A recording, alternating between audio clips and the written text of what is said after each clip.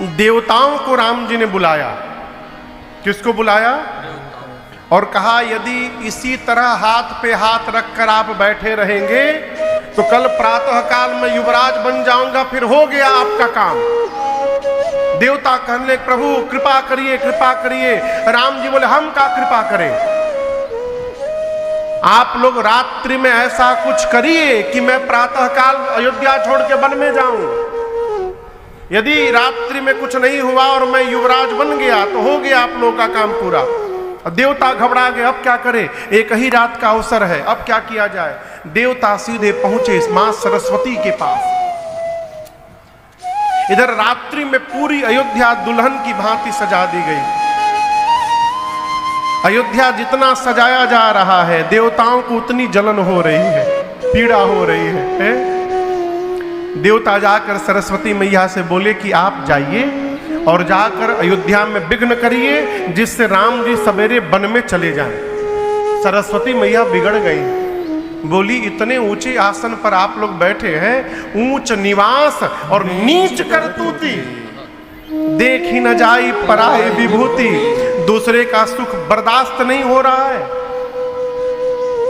जिस प्रकार चोर को चांदनी रात अच्छी नहीं लगती ना, उसी प्रकार देवताओं को अयोध्या का श्रृंगार अच्छा नहीं लग रहा है। देवताओं ने कहा मां सरस्वती से कि हम नहीं, ये राम जी की इच्छा है। मन मार कर मैया सरस्वती आई, घूमती रही घंटों, किसकी मति पलटी जाए कोई नहीं मिला।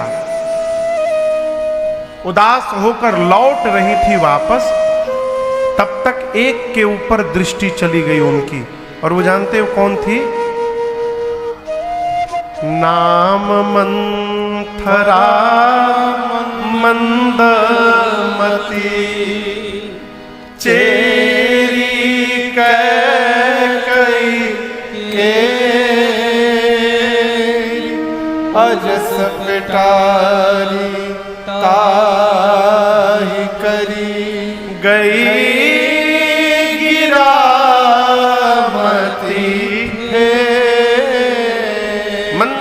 मंथरा दिखाई पड़ी।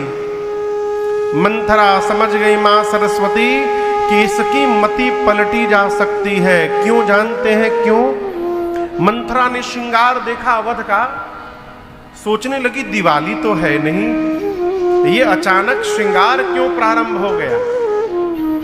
जाकर पूछा किसी से, उसने कहा किस दुनिया में रहती हो, तुमको पता नहीं कल प्रातः काल महाराज राम को युवराज बनाने वाले हैं। ये सुनते कांप गई मंथरा, चेहरा उतर गया। सरस्वती जी की दृष्टि गई कि पूरी अयोध्या नाच रही है और ये उदास खड़ी है, इसका अर्थ है इसको राम जी का अभिषेक भा नहीं रहा है, ये राम विरोधी है, इसकी मति पलटी जा सकती है। और सरस्वती जी पलट के चली गई। भगवान से विरोध करने वाले की मति कभी भी पलटी जा सकती है, इसलिए सावधान रहना है। मंथरा गई मां कैकई के पास, और आपको बताऊं गोस्वामी जी कहते हैं कई और जा करके बिना प्रणाम किए कोने में चेहरा गिरा करके बैठ गई। कैकई मैया देखी, अरे मंथरा तो ऐसे आती नहीं है। हंसते हुए मां ने पूछा कि लक्ष्मण ने कुछ बोल दिया क्या? कैकई मंथरा तुम उदास क्यों हो? इस पर भी मंथरा नहीं बोली। मंथरा जब नहीं बोली तो मां कैकई दौड़कर मंथरा के पास जाकर बैठ गई।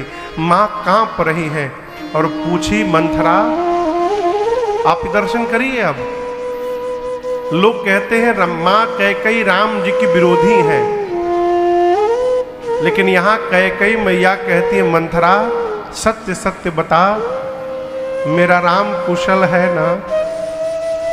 महाराज कुशल है ना? भरत लक्ष्मण शत्रुघ्न कुशल है ना? तुम मौन क्यों हो?